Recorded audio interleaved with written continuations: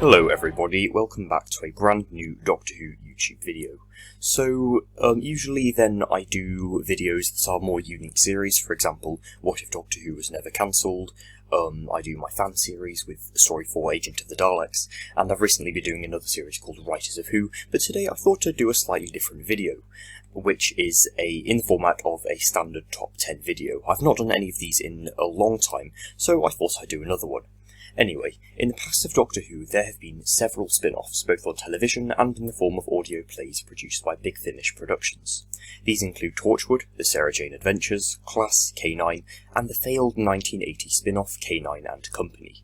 Today I'm going to be discussing potential spin-offs that would be amazing if they existed. These will only include live action, for example some of these are already on Big Finish. However, they will be based off of existing Doctor Who characters, villains, and plot points. I really hope you enjoyed this video, and please like it if you do. Also comment below with your ideas on potential future spin-offs.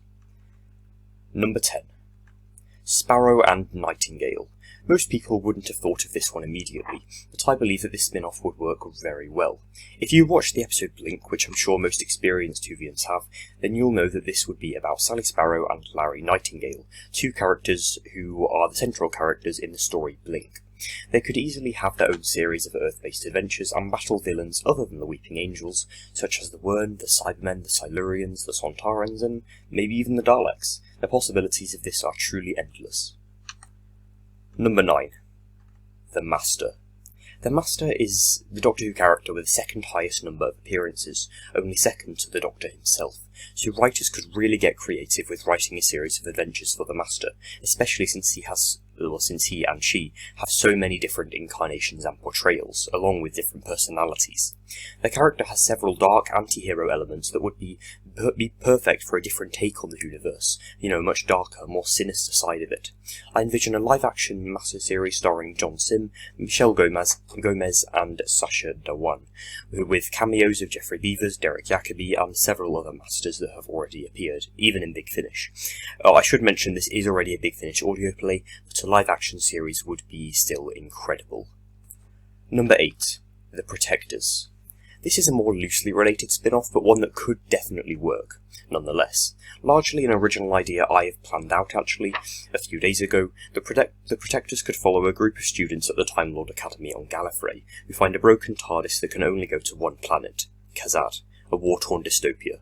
The Protectors work together with their skills and knowledge to liberate Khazad. I'm actually planning my own fan series based off of this premise, which will probably premiere around early 2022, so yes, not for a while, probably around a year and a bit.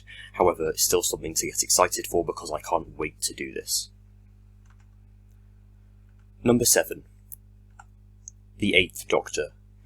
The Eighth Doctor is the least represented Doctor on television, and Paul McGann does not deserve that. He had the 1996 TV movie, which wasn't too successful, and a 7-minute minisode with his regeneration into the War Doctor, titled The Night of the Doctor.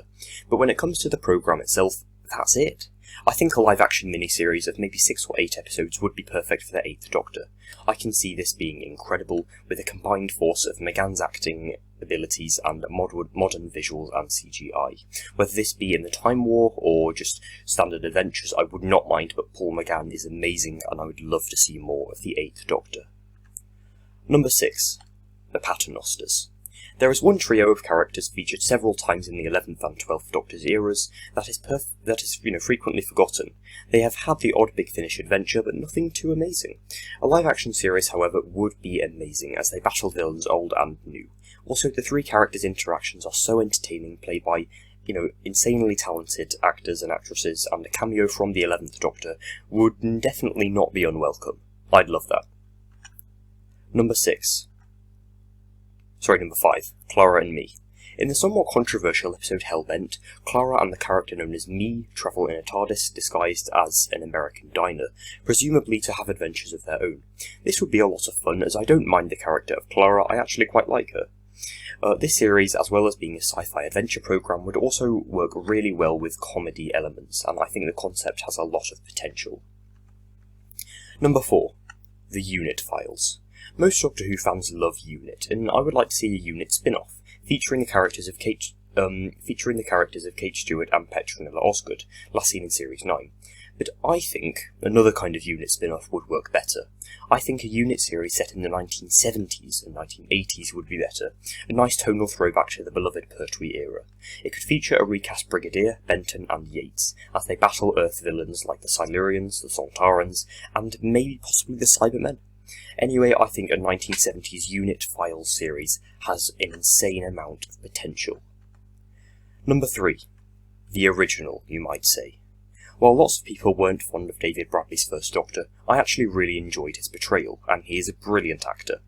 I definitely have a further appreciation for this incarnation after rewatching 60s Doctor Who as well, since I am watching them in order again. I'm currently on... I think I'm on the 10th planet now, actually. So, yes, a mini-series about a companionless First Doctor would be amazing, as we will get to see Bradley return, as well as the First Doctor battle villains not introduced until later, such as maybe the Zygons and the Sontarans. Number 2. Romana and K9. Romana is one of the most underrated companions in my opinion, especially her second incarnation, played by Lalla Ward in seasons 17 and 18. Romana, as well as K9, left in the 1981 story Warrior's Gate to return to Gallifrey. Whoever said they didn't have adventures along the way? This series has so much potential, and I would love to see this in live action. Number 1. The Fugitive. The Ruth Doctor is one of the most recently introduced characters in Doctor Who, being first seen in Fugitive of the Judoon in Series 12, broadcast in February 2020. We barely know anything about her character, or where she fits into the Doctor's timeline. A mini-series about her adventures would be incredible, as Jo Martin's acting is brilliant, and us Whovians would love to see her incarnation have adventures of her own. Hopefully she will be the 14th Doctor, but if not, I think a spin-off series about her would definitely be welcomed.